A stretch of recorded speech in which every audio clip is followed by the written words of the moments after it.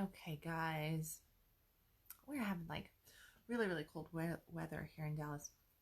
Well, cold for us, not cold for some of people in the world. But it's like 42 degrees outside, so my normal sitting spot to do conscious coffee is not in question this morning because I'm just not going to go freeze for y'all. So, yeah, that's just not going to happen. So I just decided, since there's rustling around in the house, that bedroom was probably the best place to go. Um, so yeah, so this morning hey, morning, Addison. This morning, as I was running around going, okay, do I want to go outside? Do I want to stay inside? What the heck? Where am I CCing it up as I put down on my, on my morning schedule? I just decided that the bedroom was probably the best option. I was also kind of thinking, and I wasn't thinking about this while it was happening, but I thought about it directly following, and I've had this kind of thought come in. Winter months, everybody kind of gets a little sexy in the winter. It's because of the cold weather.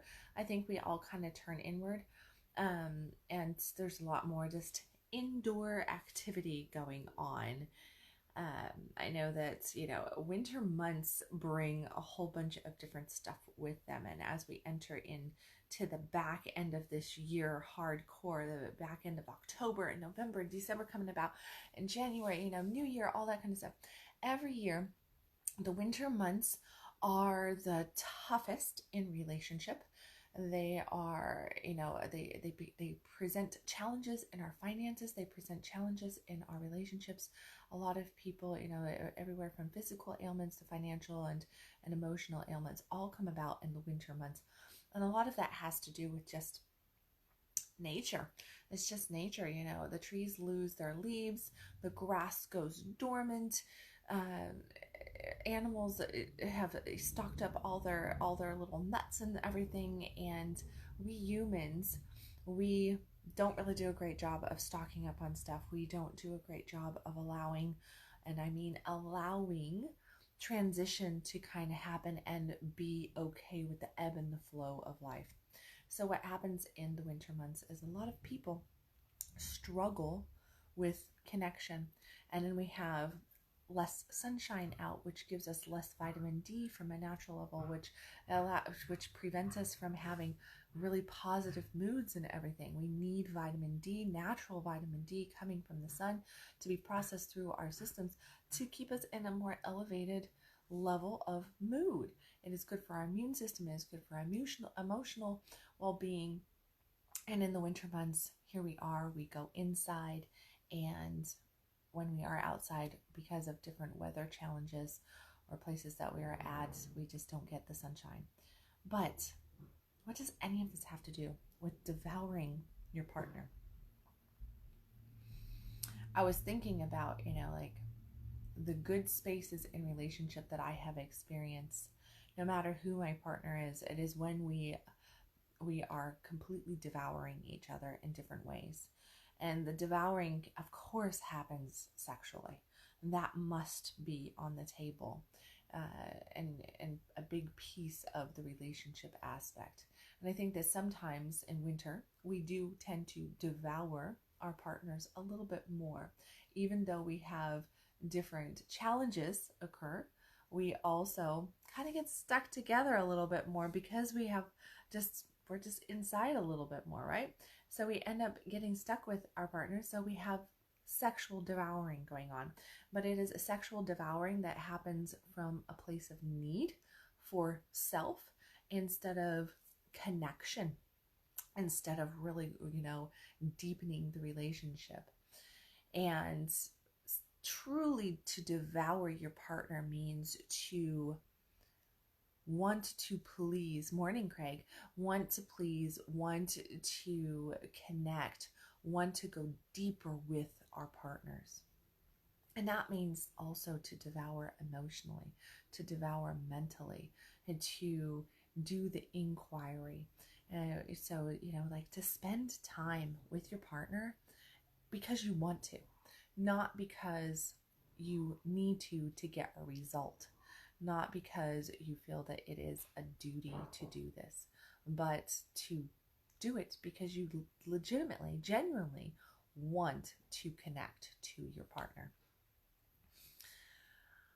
Over the last, as I was saying, there's in relationships, as I've viewed them, some of the best spaces is when you're devouring each other. And this all came about because of oral sex. I was actually going to do a conscious coffee on oral sex, and I was like, maybe that's just too boom out there for right this very second. I don't know. I'm like, maybe I should do an oral sex conscious coffee when I'm teaching an oral sex workshop or something, which is not coming up.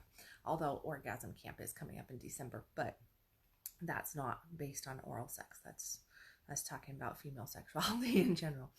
But I was thinking about, well, I was experiencing oral sex, giving and receiving. And my brain is always ticking, which is a challenge for us women of today, that our brains are always going. And I had this brief moment before I just completely surrendered to the moment of thinking about, like, we really should be devouring each other. Like, that's that space.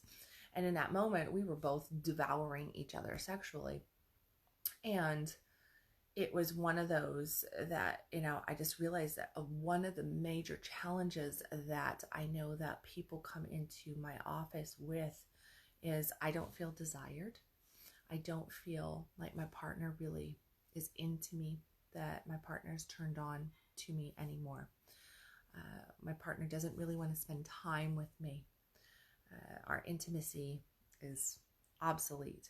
And then, of course, it's always followed up with, we're the best of friends. We communicate wonderfully. Every other area of our life is amazing, but this area. And the reality is when we are lacking in the intimacy and that sexual connection, it hinders other aspects of our life as well, with our partner and outside of our partner. Our sexual life is a component that definitely has, its fingers wrapped into every area of our life. So if we're not sexually fulfilled, happy, at least moving in the right direction, then we tend to have other areas that are not doing great either. And as we were experiencing, my partner and I, as we were experiencing this devouring of each other, it was the devouring that allowed me to drop into my body. It was the devouring that was just like, I know that he wants to be here doing what he's doing and receiving what he's receiving because he wants to be here. That it is not a duty. It is not I'm going to just, as I call it, like post-it stamp her orally, which is just this, like that. And, oh, are you done now? Like, that was good, right? No, that was really into the moment, into each other's flesh, but also into the energetics of that, of reading each other's bodies, of following the turn on, the sensation, the arousal. And we don't do this in our sex. We don't. I was, afterwards, I was thinking about it, and I was like, I've had partners in the past, and even myself, been caught in this little issue of, okay, here, does this get you to this point? Okay, that's good. Now I'm going to go take care of me. Because what happens is we get stuck. We go into the sexual moment and we think, oh, I need to get this other person to this level so that I can have what I want. And this is where, it just does not matter if this is a one-night stand or somebody that you've been dating for a few months or a few years, or it's a 20-year relationship or more or less or whatever, right? It doesn't matter what the commitment, what the relationship dynamics are, what your labels are, none of that.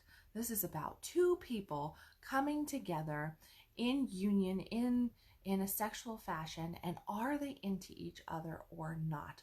Or is it one person that is going, okay, this is where I get my value from because this is how I feel needed, right? This is how I give, and I'm good with it. I'm not really getting anything from this. I'm just giving, and that's where they feel that that's where their worth is, that's where their value is, that's what they should be doing. Also, there's a lot of that duty coming in, and we live in this world where a lot of, especially women, really suffer from duty-based sex, and the concept of, I'm just non-orgasmic, there's nothing going on here for me, so I'm going to just give that to my partner, but I don't have any expectations. But this increases bitterness in the relationship. It does a whole bunch of different stuff, and it causes a separation where we don't desire the other anymore, or at least gets really dimmed down, right? And then on the flip side, we have another person who is going, okay, well, I'm going to just go and appear that I am getting the other person to a point of whatever, like, okay, yeah, I'm turned on to you, and of course I am turned on to you, like, I want to have sex with you, but what is it? The concept of, I need the stress release, I need to release these energies because I'm so caught up in that, I'm horny, I'm tight, I'm stressed out, I just need this, and this is how I'm choosing to do it. And I refer to those moments of using our partners for Prozac, right? So we're using our partners as that complete and total stress release. And a lot of the time, not putting any definites here, because this goes back and forth. There's plenty of women that do this to their male partners, but in general, it is more common that more men do this to their female partners. And it's because as women are so caught up in our heads up here that we don't surrender in our sex, we don't communicate our needs, we don't ask for what we want, we give duty sex up, and we have it made up in our minds that, oh, sex is for him anyway, I'm really not going to get a whole lot out of this, it takes too much time, I'm too needy, I'm too difficult, I'm non-orgasmic, it's hard for me to orgasm, blah blah blah blah blah, all that kind of shit. And our partners then go, oh, well, that's what she says, so she wants to give this to me, like, this is how the justification happens, like, well, but she said that she wants to give this to me, even though it's not for her, that this is her way of giving, and after all, I'm stressed out, I'm blah blah blah, I need this. When you break that down and you get one-on-one with these individuals, when you get one-on-one, what I hear over and over again, and what I would tell you from a very personal level here, is that when you get into these situations where it ends up being duty, or it is a duty-based giving, and then it is just a taking with justification that is happening, what stems from the duty-based giving is that there was no devouring going on. There was no truly feeling like your partner wanted to just consume you in all these amazing ways, where you just felt like you were just the best dessert on the planet and they could not get enough of you. There should be a feeling of that somebody is addicted to you in these moments, where it's just this real true desire, and desire you can feel at a deep core soul level. It is intoxicating to be desired at that level and to be consumed at that level. It's where your partner is really truly wanting so much to feel and to touch and to, penetrate mentally, emotionally, and physically your being, to really truly overtake every aspect of you and to feel you at those different levels, and to see you, right, in those layers, but also to really be seeing themselves. So it is a two-way street, right? It is that two-way street. But I can tell you that when a partner, male or female, and oral sex is like this beautiful place that this comes up, because we have so much shame and stigma around it. There's so much programming of like, ooh, oral sex, that's gross, you shouldn't be, we don't do, you shouldn't orally go down onto genitals. That's dirty, that's nasty, that's this, that's that. I know a lot of women have a lot of shame around their genitals. A lot of men, want to be desired and devoured in that way, and go, why won't my partner do this? She says that I taste bad, she says that I stink, she says that she just doesn't, she doesn't do that. I've had partners in the past that were like, that just doesn't go there. That the only genitals go together. Mouths don't go down on genitals. That just does not happen. And there was a disconnect in the connection from that. We should be craving each other in all ways.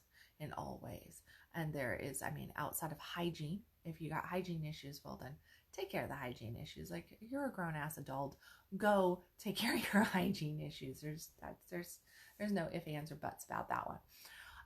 And nutritional, I should teach a class just on like sexual nutrition, because a lot goes into it. But I can tell you that if you want really good sex and you want really good intimacy with somebody, and you really want to feel desired, and you want them to know that you desire them and that you are totally into them, one of the most surefire ways of really opening up your partner, of really getting them to this point of just and connection that is deeper and more intimate. A lot of people count oral sex as not having sex, but guess what? Oral sex is having sex. There is fluid exchange. There is a deep intimacy. You are up close and personal, more personal in a lot of ways than just regular sex going on. So it's like oral sex is deeply personal, and it is definitely sex. But in that, there is deep vulnerability and intimacy happening as well. And when we devour each other just in that one level, and we really, slow down and connect and feel our partner's energy and the, just what's physically going on with them, and listening to the sounds and, the feeling, the temperatures of the body and all this kind of stuff. Well, then what is really happening there is that we are connecting, that we are really feeling that other person at this level that is not of the mind, that is so much softer, so much deeper, so much purer than anything that we might be bringing to the table at that surface level of the mind, of where we, just here's what I want you to see. No, we're actually letting ourselves be seen in that moment. And when we allow our partner to do that, well, then they, on the other side, when we devour our partner at that level, and we're not just going for it for our end result, and I mean our end result, okay? So it's like, okay, I'm going to give you a little taste of, ooh, that kind of sort of felt good, but yeah, now I'm going to take it away and I'm going to just satisfy myself. That is self-centeredness happening there. It's past selfishness, because I actually believe in selfishness. That's a whole nother conversation, but it is a self-centered, where I am just focusing in on just making self happy, okay? Self-satisfaction there only, and not being concerned about anybody else. But when we do this in the devouring fashion, what we are doing is we are gaining, we are connecting, we are expanding both beings in that moment. We are expanding our sex, and we're building that deeper intimacy. And then guess what? We are also feeling desire. And I can tell you, desire is probably one of the key factors in keeping a relationship going, because when we stop desiring each other, then all of a sudden the spotlight shifts from the person's good stuff to the person's bad stuff.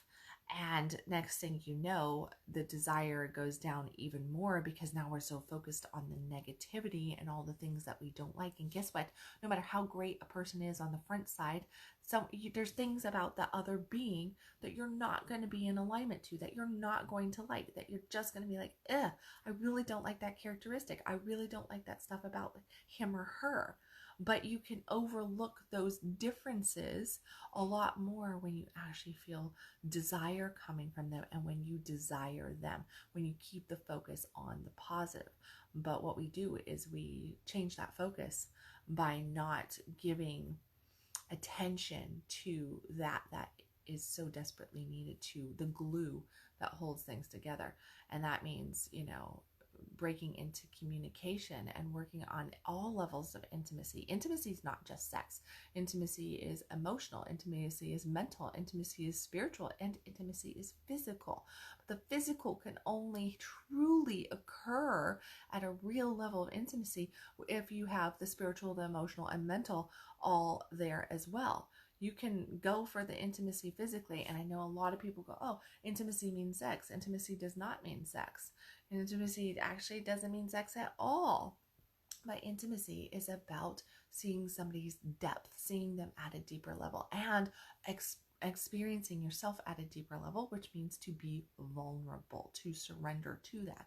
And surrender is only going to happen if you trust somebody, if you feel safe, and if you feel connected in different ways. So it's like, that's what has to happen there. If you want that good sex life, if you want that deeper, richer connection, if you want to feel, like the relationship is moving in a positive way, if you've got a lot of different shit going on and you're just like, man, I'm just so done with this relationship. This isn't making me happy. This isn't making me happy. Well, communication has to happen. It means that there's an intimacy breakdown and that you're not desiring your partner, right? Well, how do you build back the desire? You have to actually come back to certain communications, softer strokes, you could say, of connection, which means just like take the time to spend time of the emotional and mental level with your partner, and also the physical level, which means do the damn inquiry work.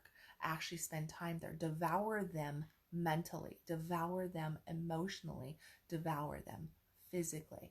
Be there because you want to be there, and let them feel you be there because you want to be there, not because you are trying to get something from that person. Intent is everything. Yesterday, I was talking to a beautiful client of mine, and as I was speaking with him, we were talking about this very, very topic.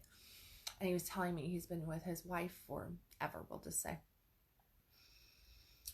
And he was telling me how things over the last 18 months has started to change, that her desire for sex, her desire for him has been obsolete for 8 years, 9 years. And it's just been zero, right? She's just like, why would I even want that? And he used to work his butt off at trying to do things, romantic things, to romance her, to court her, to connect with her. And his desire was, I'm doing this to get laid. Okay? I'm doing this to get laid. And she was like, what? You're just doing that to get laid, right? You're just doing that to get laid. I don't feel devoured. I don't feel like you really want me. I don't feel really desired. I feel like you just want to come. That's it. I'm just your masturbation tool. You're just doing that to get laid. You're just doing that to use me as a stress tool, right? That's it. You're not really into me. You're not really wanting me. You're not really wanting to connect with me. You're not really wanting me to have pleasure as well. You were just wanting to get off. And that was what the intent was. That is what I'm just doing this to get laid. And I hear this from people all the time. Well, if I just had more sex, everything would be great. Yeah, well, no, it wouldn't, because your partner would know that if their partner was just giving you sex just to make you happy, your partner's just going to build up bitterness, resentment, and going to leave in probably the long run of that, because of the disconnect going on there and the use of their body as a masturbation tool. Okay? And he was telling me, he's like, but over the last 18 months, 2 years, he's just given up. He's just like, F it, I'm done. I'm not even going to try anymore to get this. And he went through some bitterness and some resentment and pissed offness about that, because he was like, well, why won't she just give it to me, right? Or was that coming in? If she loved me, then she would want to have sex with me. And she's going, if you loved me, you would want to be with me for more than just getting off, right? So there was that going on. And And she, but over the last 18 months, he's just kind of taken off all expectation, all expectation. And the end result of that is that now his actions have softened, has changed a little bit. And even though he's still doing things that are romantic and courting, the intention behind them is different. Therefore, they're being presented differently. And she is going, hey, you're kind of sexy. I'm kind of like, I kind of love you. I kind of want to do this. Hey, what about this? Hey, what about that? So the sexual desire is actually starting to come back, because now he's just enjoying her for her, not for his get off. He's not looking at her as though, hey, you should do this for me, or this should happen, or I'm doing this because of boom. He's just going, I'm just doing it because that feels right. That feels good, right? And because the intention is different, the results are different. And that right there, I mean, you could take that statement and just use it in any area of life. When the intention changes, so do the results. The actions can remain the same. So very, very important piece there. And I say, Addison, what did you say? You can feel when someone doesn't want to be having, giving, receiving. Yes, you most certainly can. You can definitely feel it. There is a shutdown. We definitely put up barriers when we're not wanting something in any one of those categories. So it's definitely important to tune in and try to feel that. I mean, that's why a lot of the work that we do is based, I mean, I know that a lot of my work is based on building back sensation, embodiment work, because we have developed a society of people that are not embodied at all. And we don't even know what that means to feel when somebody is wanting or not. We assume that the action or the word is truth, but we lie a lot with our words and our actions. And what our truth is different, because we aren't programmed to feel what our truth is, or to speak it, to share it. And we're not programmed to feel when the person is not really truly being there with us and saying yes. We don't feel a person's no, and we don't feel a person's yes, but we most certainly make up our mind that they are a yes when we want them to be a yes in today's world. So anyway, devouring, whether it is in the bedroom or it is mentally or it is emotionally, to devour your partner is one of the biggest relationship tips, tricks, hacks that I could ever share with you. And it's one of those that you should go, well, yeah, that's common sense. Of course, I want to devour my partner. That would be, I love being devoured. I love being desired. And I'm sure that my partner would love being devoured and desired as well. Yet we don't do it. We don't do it. It's a simple thing, and it is a common sense thing, and it is something that you cannot force. You either do or you don't. And in relationship, we ebb and we flow on this topic, and that is normal and natural. There are things, life stuff happens, but I can tell you that if you simply do not devour your partner, if you have no desire, and if you've never had desire for your partner, then you're probably with the wrong partner. And if you don't have moments where you want to devour, to be playful, to pursue your partner, and because you're enjoying the pursuing, you're enjoying the devouring, you're not for your anything other than the enjoyment of that moment, then there's issues within the relationship that you need to address. And if you're just with your partner because you're like, oh, this is easy sex, or this is just comfortable, this is just an easy relationship, this just solves certain problems, well then, yeah, no, that's not the relationship that's going to ideally fit you in the long run. It will not last the years for sure, and it will not bring happiness and joy or pleasure long term to either party. So, all right, guys. Today, I would just encourage you to look at ways that you are connecting with the people in your life, with your intimate partners in your life. Are you truly connecting to them? Are you being present? Is what that means. Are you being present, conscientious, aware with your partner, or are you coming at your partner from only a place of self-serving? So really truly think about that and realize that if you're coming at it from just a self-serving position, that could possibly be, most certainly is, the root of most of your relationship issues. And who knows how that is rippling out and affecting the rest of your life. So if I've said anything in this conscious coffee that has touched you in any way, made you go, oh man, somebody needs to hear that, then please share this conscious coffee with them. Share this message with others out there. You know, this is one of those things that relationship is what we humans do. Anybody who says that they're not a relationship person is full of crap-ola. They are relationship people. We are community-based, even if our communities are small, even if our tribes are itty-bitty and only equating to 2 or 3 people, we still need each other. We are connective. Human beings need touch. Human beings need connection. Human beings need community. And that is what we need for our overall emotional, mental, and physical well-being to be productive human beings in this world and really truly thrive. The most best, healthiest people out there have a few really dynamic, close relationships.